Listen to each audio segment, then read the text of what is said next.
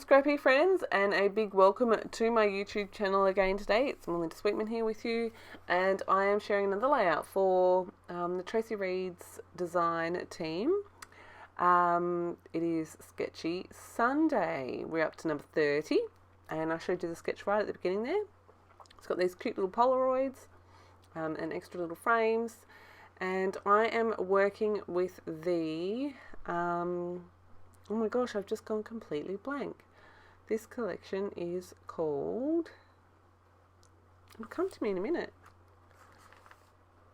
Whatever it is, I'll make sure I leave it and let you know what it is. On the go and going slow. There you go. My goodness me. Sorry guys. Alright, so this is the On the Go and Going Slow collection. I have printed a traveller's notebook signature page on the left hand side there, which is Life is Sweet with the beehive and florals, which I think is gorgeous. My right hand side is one of the solid patterns from the collection, which is that yellowy colour. And you can see I printed that one so it was a little bit bigger than one side of the traveller's notebook spread. These are about 5 inches across by about 8 1/4 tall. They're going into one of the Citrus Twist Life Crafted albums out of the page protector, so that it didn't look like two completely separate pages. Like I said, I did print that yellow paper so it was a little bit bigger so that I could punch that border on the side and have that so it went over the 2 pages. I've got my 3 photos here. They are a little while ago. I think these photos were taken in 2021. There was the apps that were cartoonifying, making people cartoons, and me and my boys, as you know, as you do, we decided to make ourselves cartoons. I was like, you guys are so cute. And so that's what I'm scrapbooking today. Just some really random little photos, and the journaling basically says how our life is always so crazy and so busy that, you know, it's sometimes nice just to take this, you know, 10 minutes here and there to just be silly and take silly selfies with each other and ourselves. So that's exactly what I'm documenting here. Like I said, I've got these photos of my children and myself that I printed to squares, and I did muck around for a bit trying to get the size right of how I was going to make these extra Polaroids, and I ended up pulling up this photo, and I'm using that to trace around on the back of the patterns that I've used to make the extra frames. And I'm going to use my craft knife and a ruler to cut the boxes out of the center, which you can see here. I'm going to jump forward, you don't have to watch me do that, but you can see there I've got my little frames and little inside pieces that I'm going to use to stick back in. I'm going to stick pretty close to the sketch here, so you can see I'm going to go 1, 2, and the 3rd frame down the bottom here. The way I chose my frames was I tend to work with, it feels right to my eye, lightest colours at the top. So like if I'm working in an ombre, I'll do the lighter colours at the top and the darker colours at the bottom. I don't know why, but that's just the way that my brain likes it. So that's exactly how I worked out what I was doing here, and how I place those frames. Like, so the heaviest one was at the bottom and the lightest one was at the top. Now in the sketch there is splatters behind all the photos on the right hand side and then up on the top left hand corner as well. So I've matched Distress Oxide colours to the collection, and this yellow that I'm using I think is Mustard Seed, and I thought I would just leave this in here for you. It's actually not, it's Scattered Straw, my apologies. Any excess ink I'm just smooshing onto a couple of pages in my art journal, because why not? Let's just add a few layers and see what we come up with. The orange was, I cannot remember, you may have seen it just on the ink there. And then this one is Abandoned Coral, And then this colour is Speckled Egg, which actually matches really closely to the greens in this collection. I was really impressed.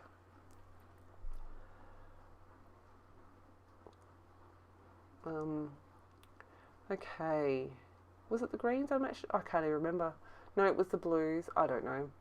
So I'm just mostly just lightly tacking these on for now, because I know I want to slip in these extra frames. And for now, I'm just adding glue along that thicker bottom edge of the frame. I muck around here a bit with this photo. You can see that there's the tiniest bit ever overlapping. I'm like, this is not going to work. This is just going to cause me drama. So I'm going to pull it up and then re-stick it. And even still, then I have a little bit more drama, but that's okay, because it's easy enough for me to fix it up. Happy that's stuck properly. Again, craft knife, ruler, trim that off. You can see the photo corner came off, so I'm just going to use my Scotch tacky glue, line that up and stick that back in place. We're all good here.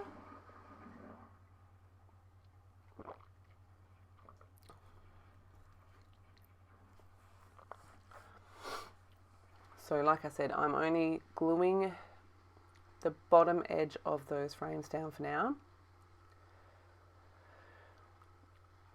I wanted to add back in these papers that came out of the frames, and I'm just trimming them down just a little bit.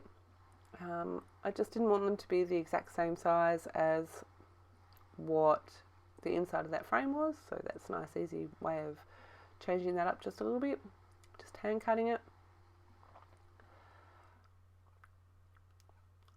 So for this one, I'm making sure that I'm sticking down the right hand side, and then I'll line it up again and stick down the left hand side. And this one, I'm just making sure I'm only sticking the bottom 2/3, 3/4. You can see that they're not perfectly lined up in those little frames. I did that on purpose.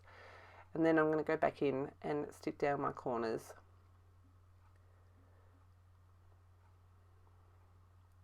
They are very fine little lines. And I didn't notice until I was photographing this that I had actually lost one of the pieces of, I think it's the yellow frame. I'm not sure. But you can't even tell because of where the rings are. So, yeah. So I'm just going to trim this down again. I think this is where I add in the holes as well. Oh, first I'm going to make sure that all my bits are stuck. Just a little bit more of that Scotch tacky glue just along the edges. I know that it's going to lift and annoy me if I don't and get damaged. So I'm just going back through and sticking those down. A little bit extra at the top here. Most of those splatters that I put in are now covered up as well. So it's just peeking through the same as it is on the sketch. I'm going to go back to the original pieces that I have offcuts of from my 3x4 cards that I've used to make my little frames, and I'm going to trim those to different widths and then make my 3 banners for the left hand side. This is my preference for making banners. I know lots of other people like to cut up the center and then into the middle, but I prefer this. I also like the dimension that it gives. So you can see I just fold my 2 bottom corners together and then cut on an angle.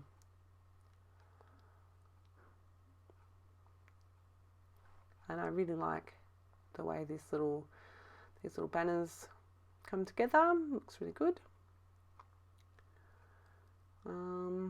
Oh, I was going to add my journaling to the left hand side of this page, the same place it is on the sketch, but it just wasn't working for me. So I've lifted up that scallop border, tucked a label in there, and then mucked around trying to get it to stick back down. I went through the stickers, which I have printed onto, I think that's my Epson matte presentation paper. And then have my cameo cut out, and I'm going to add 3 of these butterflies, I think. pink one down here, that red one up there, and then the orange one to my center photo. I think that's all I add in. And then I'm like, I can't resist these little bees. They're so cute. Right. So 1, 2, 3 bees with my butterflies, which are really, really cute. For my butterflies, I'm just adding some adhesive to the body of the butterfly so that I can bend their wings up. And then my bees, I'm sticking flat down to the page. I feel like I stuck really closely to the sketch here. My photos, especially the one of the 2 pages together, not in the album, don't do my page a great deal of justice. Because of the mixed media, these pages warped a decent amount. The warping doesn't bother me in the slightest. Not at all. I don't mind, doesn't bother me, but I just thought I would let you know. So because I am using the presentation paper, it has warped and buckled the page a little bit. Like I said, I don't mind in the slightest. It doesn't bother me. If you don't like it, I suggest just popping a couple of heavy books or a couple of paper stacks on top of it overnight, and you'll pretty much flatten it out. My last step here is to add in some enamel dots. I go with pink, yellow and green in 1, 2, 3, 4. I end up with 5 clusters around my page. I add in my date using the abandoned coral ink and some close-ups, and then into the photos. This was a really fun sketch to play along with. I'm really glad that I decided to do a Traveller's Notebook page for this one. This is a fun size and I'm really enjoying it. There's the sketch again. I hope that you have enjoyed my share today. If you have any questions, please make sure you drop them below. Make sure too that you head over to the Traci Reed blog to see all of the inspiration for this, using this sketch for today. Like I said, if you have any questions, please make sure you drop them below. And as always, thank you ever so much for choosing to spend your scrappy time with me. Have a fantastic scrappy day.